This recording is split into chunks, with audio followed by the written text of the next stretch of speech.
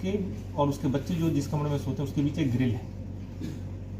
दोनों अपने सहयोगियों को अपने कमरे में घुसाकर उस ग्रिल को बंद कर दिया ताकि बच्चे अंदर नहीं आ पाए। जब इन तीनों के द्वारा मिलकर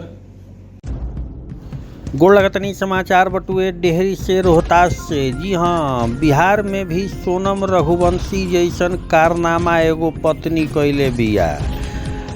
पत्नी आपन प्रेमी के साथ मिल के आपन पति के ठिकाना लगा देले बिया। पुलिस कैले बिया गिरफ्तार। खबर का बा सब बताई भोजपुरिया समाचार। चैनल पर नया बानी तो सब्सक्राइब करी, फेसबुक पेज पर देखतानी तो फॉलो करी, यूट्यूब चैनल पर देखतानी तो सब्सक्राइब करी। सोनम रघुवंशी के मामला अभी पुरान भइले ना रहल हा तले बिहार के रोहतास में भी एगो कारनामा हो गई। भले सोनम रघुवंशी पहाड़ में ले जाके आपन पति के ढठिया देली, ओहिजे बिहार के रोहतास में घर ही में आपन पति के ढठियावे खातिर प्रेमिका साजिश रच के कारनामा क देली। एह मामला में उद्भेदन भइल बटुए रोहतास जिला के डिहरी में। रात्रि में शिवेंद्र कुमार थानाध्यक्ष डिहरी नगर थानाध्यक्ष के सूचना मिलल कि डिहरी नगर थाना क्षेत्र के ईदगाह मोहल्ला में रेशमा खातून नाम के एगो महिला के द्वारा दूगो व्यक्ति के साथ मिल के आपन पति मोहम्मद अशरफ के गर्दन टीप के मुआ दिहल गइल बा। सूचना के आलोक में थानेदार डिहरी नगर आ डायल 112 के टीम जल्दी से घटनास्थल पे पहुंच गई, जहां पुलिस बल के देख के एगो व्यक्ति घर के छत से कूद के एगो अन्य व्यक्ति घर के दीवार से तेजी से निकल के भागे के प्रयास करे लागल। जेकरा बाद पुलिस बल के द्वारा दौड़ा के पकड़ के अभिरक्षा में लिहल गई। घर के तलाशी लिहल गई तो घर के कमरा से मोहम्मद अशरफ के मुअल देह बरामद भइल। घटना के संबंध में मौजूद मृतक मोहम्मद अशरफ के परिजन से पूछताछ कइल गई तो वो अपना द्वारा यह घटना में मृतक के पत्नी रेशमा खातून के भी संलिप्तता बतावल गई। जेकरा बाद रेशमा खातून के भी गिरफ्तार कर लिहल गई। गिरफ्तार प्रेमी मोहम्मद इफ्तिखार हसन, उनकर मित्र मोहम्मद जमशेद, दोनों कोलकाता के रहे वाला आ मृतक के पत्नी रेशमा खातून से घटना के संबंध में पूछल गई तो यह लोग के द्वारा घटना के खुलासा करत बतावल गई कि यह लोग के द्वारा ही मृतक मोहम्मद अशरफ के गर्दन टीप के मुआवल गई बा। घटना के कारण के संबंध में गिरफ्तार कइल गई मोहम्मद इफ्तिखार हसन से पूछताछ कइला पे उनका द्वारा बतावल गई कि इनकर मृतक के पत्नी रेशमा खातून के साथ विगत 8-9 बरिस से प्रेम प्रसंग चलत रहे। जेकर जानकारी जब रेशमा खातून के पति के हुए भइल तो वह बात के अपन परिजन के बतैलन, जेकरा कारण सब लोग रेशमा खातून के भला बुरा कहे लागल लोग। यही बात के लेके रेशमा खातून मोहम्मद इफ्तिखार हसन के साथ मिल के 1 सप्ताह पूर्व ही अपन पति के ठिकाना लगावे के योजना बनैली। पूर्व से बनावल गई योजना के अनुसार ये काम भइल। में एक कांड प्रतिवेदित हुआ है 282-25।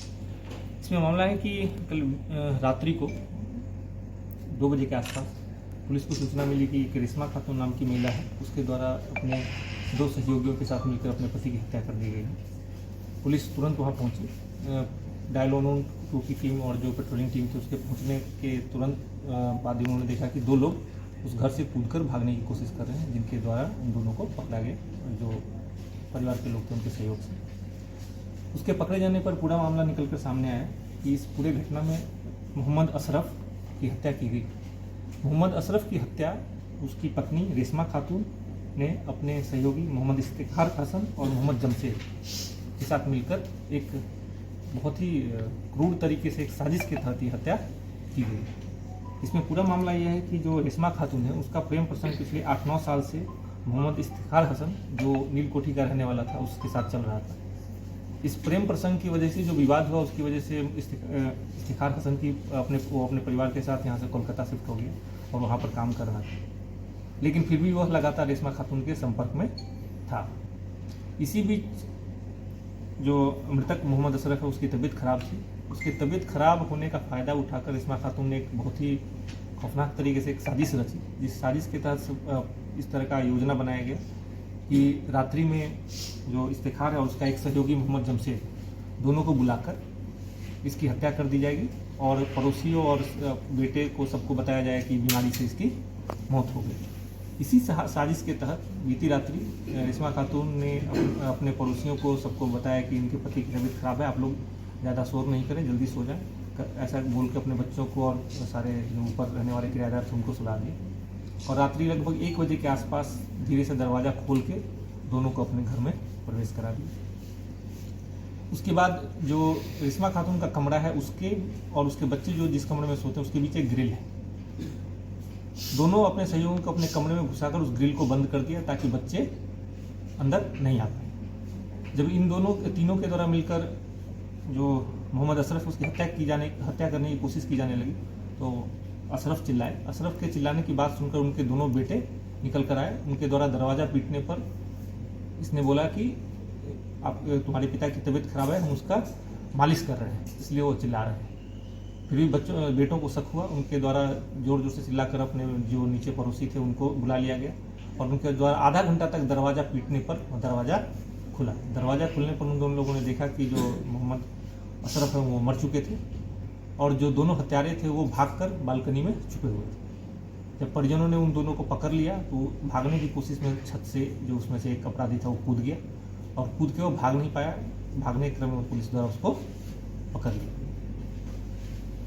उसके पकड़े जाने के बाद और जो रेशमा खातून है इनके पकड़े जाने के बाद पूरा मामला निकलकर सामने आया, जिसमें जो उनके दोनों बेटे बेटी और जो रेंटर हैं वो सब लोगों के द्वारा पूरे घटना की पुष्टि की गई और पूरा सिलसिलेवार तरीके से बताया कि कैसे इस घटना को अंजाम दिया गया। इस प्रकार इस हत्याकांड में पुलिस और के द्वारा त्वरित कार्रवाई करते हुए और परिजनों द्वारा भी समय रहते पुलिस को सूचना दी गई, जिसकी वजह से अपराधी भागने में नाकामयाब रहे। उनको घटनास्थल से पकड़ा गया। इस घटना में पूरी तरह से तकनीकी और मानवीय साक्ष्य मौजूद हैं। जिस तरीके से इस घटना को अंजाम दिया गया इसमें तुरंत ही चार्जशीट करके इन लोगों को सजा देने की कार्रवाई की जाए। हथियार वगैरह कैसे हत्या की गला दबा के हत्या की गई है। जो मोहम्मद अशरफ है ये पहले थोड़ा बीमार चल रहे थे, इनको कुछ दिन पहले से टाइफाइड से पीड़ित थे। अभी कल रात को भी इनकी तबीयत थोड़ी नासाज थी। इसका फ़ायदा उठाकर इसका प्लानिंग था गला दबा कर हत्या कर देनी है और परिजनों को सबको यह अफवाह फैलानी है कि ये बीमार थे, बीमारी से इनकी मृत्यु